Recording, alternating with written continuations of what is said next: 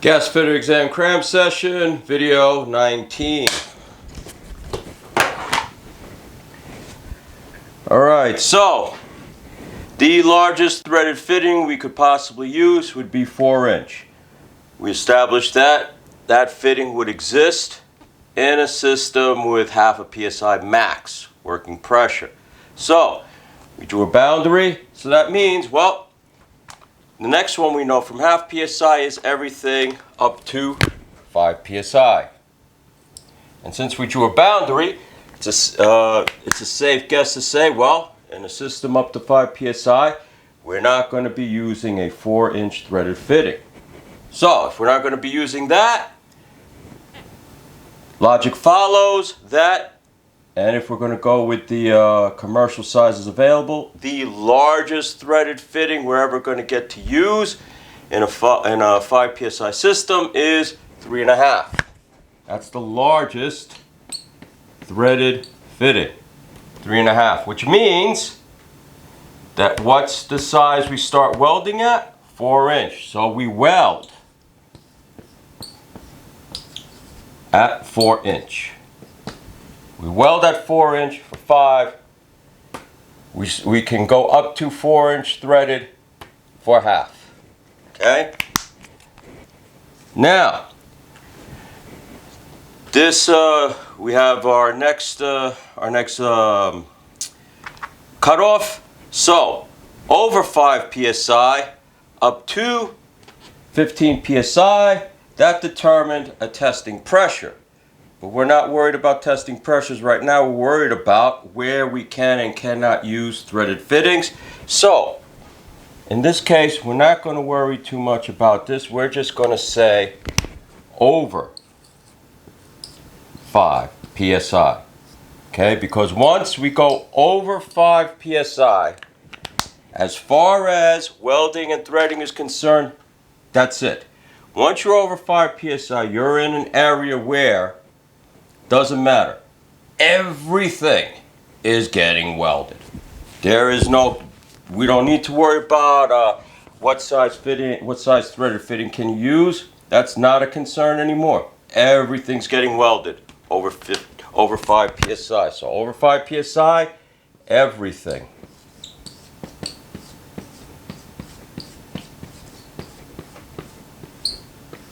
Everything welded. Alright, over 5 psi, everything welded. Up to 5, we start welding at 4 inches. A 4-inch fitting is going to be a welded fitting. Half a psi, the largest threaded fitting is a 4-inch fitting. Okay, and this, we're going to go over this again and again, attacking it from a positive, a negative stance, a half full, half empty glass stance, because the questions can be rephrased many different ways, attack you many different ways. The only way to really get used to it is to constantly go over it so that no matter how it's phrased to you, you can figure it out and see what they're asking. Because you can ask, 5 psi system, where do we start welding? We start welding at 4-inch. Or it's the same question phrased differently and going to have a different answer, but, well, what's the largest fitting you could use? The largest commercially available fitting would be a 3.5-inch fitting. You could use a 3.5-inch threaded fitting in a 5 psi system, and that's the largest you can go. Okay, so question 47, in a gas distribution system with an operating pressure over half a psi, so we're in the next level, up to 5 psi, that's what our little shorthand means. Starting at what size must everything be welded? 4-inch. 48. Lampwick shall never be used in a gas distribution system. End of story. No lampwick. That's always the right answer. No lampwick at all. Period.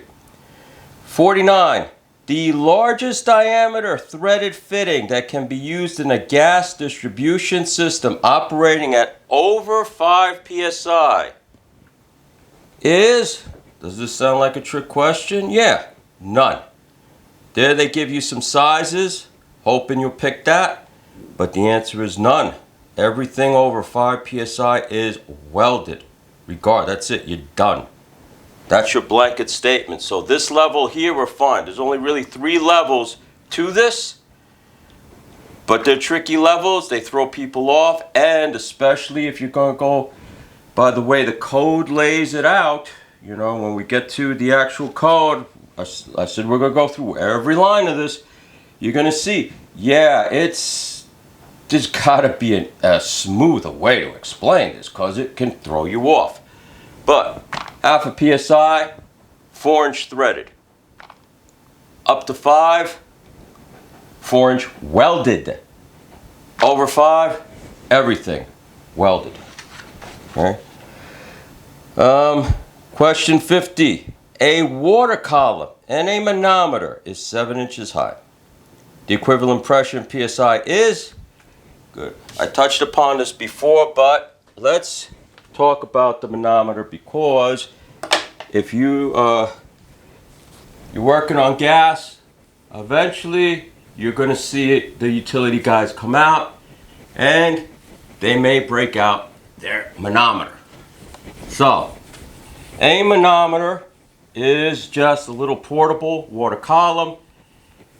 It's open to atmosphere, so it depends on the ever-present atmospheric pressure of, we'll just say 15. It's actually 14.7, but 15 is a lot easier to say. 15 psi pushing down to determine what's pushing back.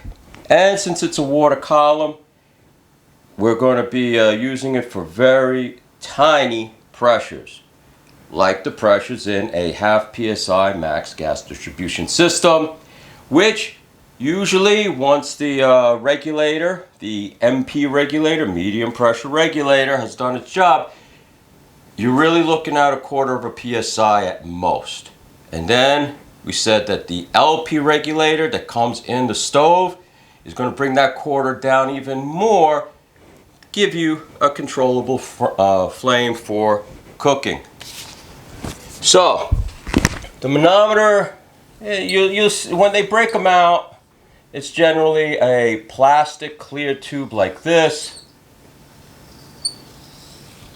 right? One side is going to have some way of attaching to the system, you know, whatever piping system. The pressure in the system is going to go out this way. This side is open to atmosphere, so 15 psi that's naturally occurring is pushing down this way. And then at the start, you'll have your water. And you'll have calibrations here. Pressure in the system will change that. The pressure will push down on the water somewhat. And then it will rise up here somewhat. And then the difference is going to be whatever pressure you have in the system. And it's just plain old water. They'll dye it with red or green coloring so that they can tell from the difference in the lines what kind of pressure they're dealing with. It's water. So, you know, you put too much pressure, doesn't take a lot, you can just shoot the water right out. It's open to atmosphere. So,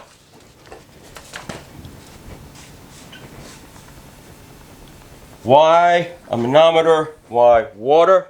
Well, you don't need to know this for the exam, but 1 inch of water, if I got 1 inch of water column, okay, 1 inch of water, H2O, is equal to 0.036 psi, okay? You don't need to memorize that. You just need to look at it and say, that's not a lot of pressure. It's not a lot of pressure, okay? Half a psi in the system, in half a psi max system, well, if we express that as a decimal, that's just 0.5 psi. That's a half. We don't even have anything in this spot here. We're already in the hundredths. 3.036 psi. So you already look at this and see, wow, that really is a lot. This is 50. If this was money And, I find it's easy to, if sometimes when you're looking at decimals or percentages, it's a lot easier to see them or feel their impact when you look at it as money. If I see 0.5, that's 50 cents. If I see 0.036, that's barely 4 cents, right? This is 3 cents right here, 6. If we round it, we still only have 4 cents compared to 50 cents. This is not a lot of pressure. Now, what's the question asking? The question is asking a water column in a manometer, or any water column, 7 inches high. Okay, so let's say for the sake of argument, this water column reached 7 inches, right? What's the pressure? 1 inch is 0.036. 7 inches is 7 times that. There's no math on the test. Don't worry. And I already did the math here. 7 times 0.036 equals 0.252.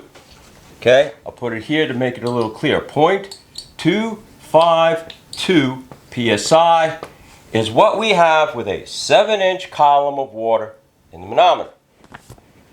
Let's look at it and let's make it a little simpler to understand. If 0.5 was 50 cents, right? Half of a dollar. A half dollar is 50 cents, or 0.5. 0.252. Well, I would say 0.25 is a quarter. It's 25 cents, or a quarter of a dollar, right? You got 4 quarters in your pocket. You got $1 worth of change. The 2, so small, so we can leave it at that. 0.25 psi. 0.25, 25 cents, 1 quarter of a dollar, 1 quarter psi. Now you see why they're carrying around the manometer. Now you see why all of a sudden 7 inches is the number they're looking at, the number they're looking for. Because half a psi is what the medium pressure regulator is keeping as max. But we said more often than not, it's bringing it down. We're getting a quarter of a psi to the stove. We're getting a quarter of a psi in the system. So this is why 7 inches is so important. We hit 7 inches, we hit a quarter psi. That's what we want. That's what they want. That's what they're looking for. That's a healthy cooking gas distribution system. You get too close to half, they're wondering if the regulator needs to be checked out. Okay, the regulator should be keeping it down at a quarter. A quarter is good. That's what the stove likes to work with, and then it'll bring it down to its particular model, whatever it has to use, etc., etc. But don't worry about the math. I said no math on the test. I just did that so we prove once to ourselves that this really is true. Why it's true, get a better feel for it. But as far as the question is concerned, this is your takeaway. A water column in a manometer, 7 inches high. The equivalent pressure in psi is a quarter. And, you could ask another question. Is this good? And you'd say, yes, this is a good thing. Okay? For a half psi max system, sending gas to the stoves, 1 quarter, that's great. 7 inches, that's great. That's good. All right, this is the last question of test 2.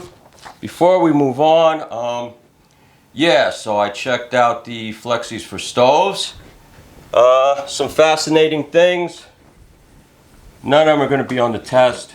I mean, this starts getting to be a little too detailed. If it's not listed in the code, most likely it's not on the test, except for a few things here and there, because on the test itself, when you get your results sheet, it will say on the results sheet how they see the test. Like an SAT exam, they'll have the verbal, math, reading sections or whatever.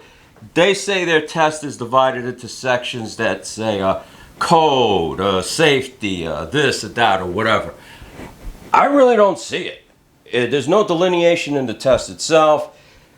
It kind of looks like all the same to me. It's just straight out of the code. But they'll say, utility practices, modern technology, a lot of names. And I really don't see the differentiation. But sure, let's give it to them. Let's give it to them that, yeah, we're also being asked for utility this or technology that or whatever. Fine. In that case, let's learn a little bit of technology on the gas flexi. We've established that the longest flexible connector we're going to have is 6 foot. But the longest flexible connector we can use is, without needing to go get a permit, is a 4 foot, right? So we got a 6 foot, and that's max. Okay, we got a 4 foot, and over that, you got to get a permit, right? If we go over 4, we got to get a permit, and then we have sizes to fill in. So I found the longest one is a 6 foot. Okay. There is a 5 foot. There is a 3 foot. There is a 4 foot. And then we got 2 foot. Now, would you say, is there such a thing as a 1 foot? They do have a 1 foot connector. So for these connectors, we have every size, every foot you want, from 1 foot to 6, and then there's just one more odd size. We also have an 18-inch or 1.5 foot flexible connector. So those are the commercially available lengths for connectors. So there's, you can actually do the exact 4 foot connector to avoid having to take a permit. If you go over that, you want to use the 6 foot, which is the easiest one, to work with. You're going to need a permit. And in addition, the other fascinating fact I found that you actually don't want to always grab for the 6 foot if you start wanting to get technical with the stove you got and the amount of gas, the minimum amount of gas it needs in cubic feet, because the longer you go with a flexible connector, the less cubic footage, the less supply the stove is going to have. So whatever the demand of the stove is, you need to observe that when picking your connector. I guess maybe it's possible, depending on the stove you get, that if you use the 6 foot, the 6 foot has such a drop in supply that it will affect the performance of the stove. Maybe, I don't know. I didn't research that far. It's getting a little much. But it does make a difference. The shorter the connector, the more fuel you're supplying. You go longer, you start losing cubic footage to the appliance.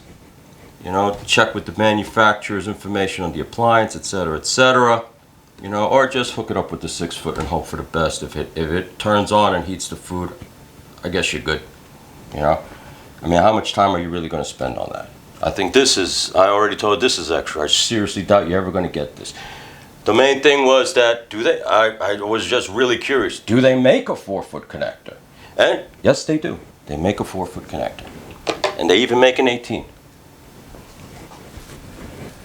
All right. Since we're on the topic of extra information, this information is probably a little more pertinent, because we are getting asked questions on the exam pertaining to just the general structure and layout of the code. And I have been meaning to show you these. So today, this video is show and tell day. So, we have the earliest code that's worth tracing back to for the city of New York is the 1938 New York City Building Code. Okay? This is important. It's just, once again, we're going to deal in semantics. It's just a fine shade of meaning. Okay? Then, from 1938, the 1938 code from 1938 goes up to 1968, where we had a revision, and we got ourselves the 1968 New York City Building Code. Okay? And I'll show you that right now. So, the 1938 Building Code, I don't have one with me right now. They are available for purchase from the city store. Or you can just, if you're curious, you can just go to the link I supply below the video and see for yourself at the Department of Buildings. They have the entire 1938 code updated to 1968. So some of the really old things in there are not going to be there. So it's not a completely full historical document. There's some things in plumbing that were occurring, but the 1938 code to be updated, they removed that. So that would take more research to find the original wording of the 1938, but it's there. You can look at it. It's a very short document. I would say the 1938 code is best, and this is the building code. All the other codes included is about as big as this. This would be the 1938 code if you're holding it in your hand. The 1968 code I do have for you. Okay, the 1968 code, building code, is this one. It comes in 2 volumes. It looks like this, all right? It's 2 volumes. It looks like this. It fits in 2 sets, okay? And within it, the plumbing code and gas code would occupy about this much of it, okay? Not much. Once again, if the building and gas codes within the 1968 New York City Building Code, if you want to look at them physically in your hands, once again, would be about this size. This is about the extent of the plumbing and gas codes in the 1968 Building Code. And this is the entire 1968 Building Code, and it is on the DOB website, so you can read it through in its entirety. Now, in 2008, we got the Bloomberg Code, the New York City Construction Codes.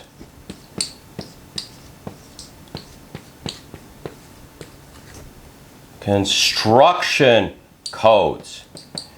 We don't call it the building code anymore, because if you say building code, you're only referring to one volume within the entire set known as the construction codes.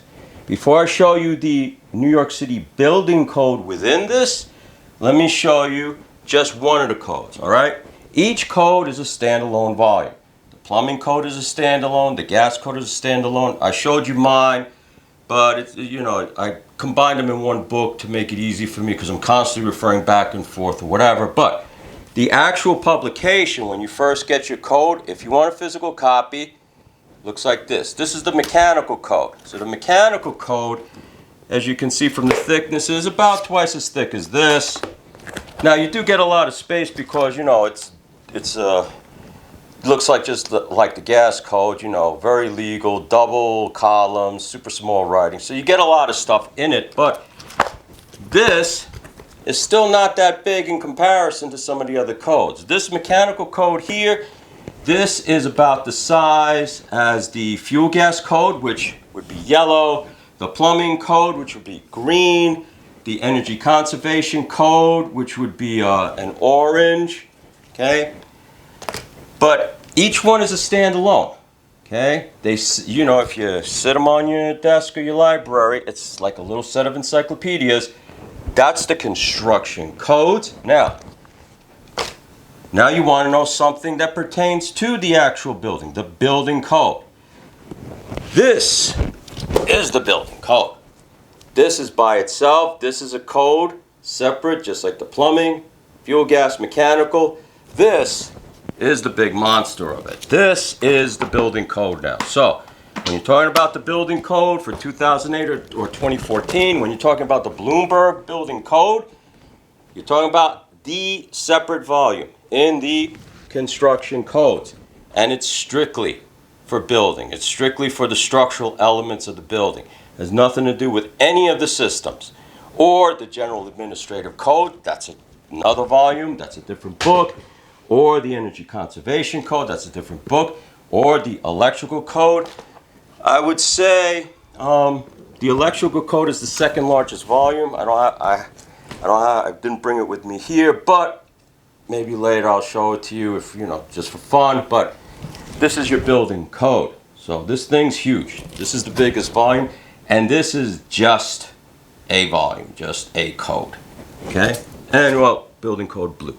Each one has its own little code, own little color coding. Each one has, you know, the picture of the skyline. This is the genuine article. This is the only, you can see in the back, NYC buildings. This is the only officially recognized code. Their publication. They publish this. They sell it. This is the only one they recognize. Anything else, they will not recognize it. Anything else, let's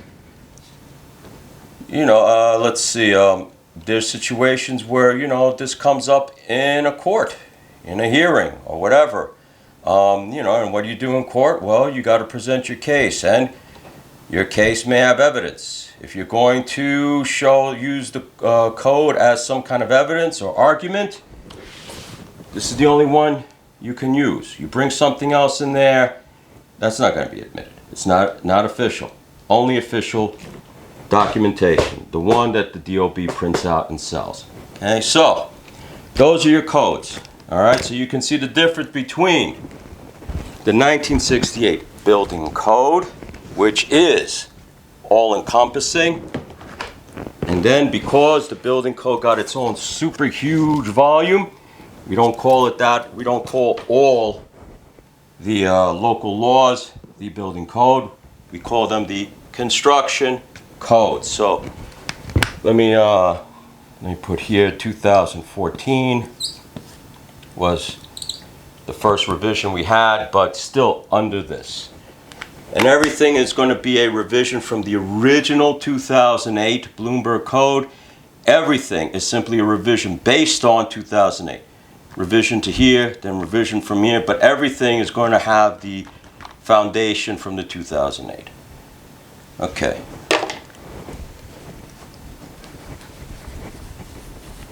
This gives you a better idea of what you're dealing with, and when you're answering the questions in your mind, it gives you a better timeline and a scope of what's being asked. So it makes it easier to remember, makes it easier to answer. One less piece of information, one less piece of vague information. Okay? All right, so with that said, now we can move on to test 3.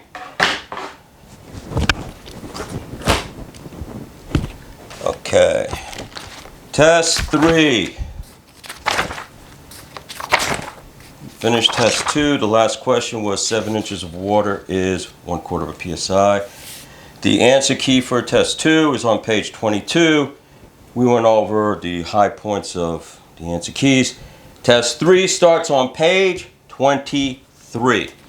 Okay, so test 3, should say test 3. All right, and the first question is, well, I promised you a lot of repetition.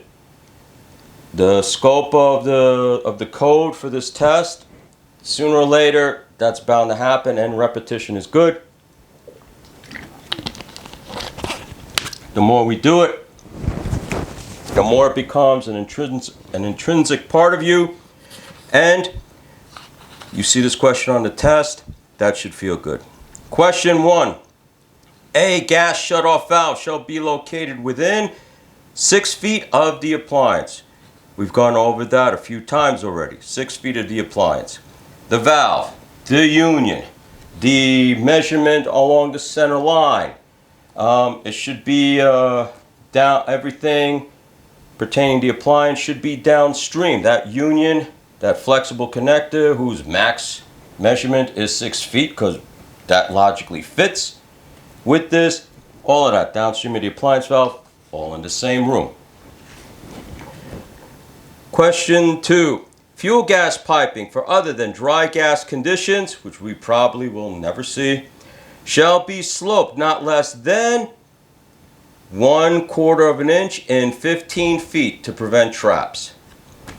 This question is good because this allows us to once again, practice the concept of letting one number do a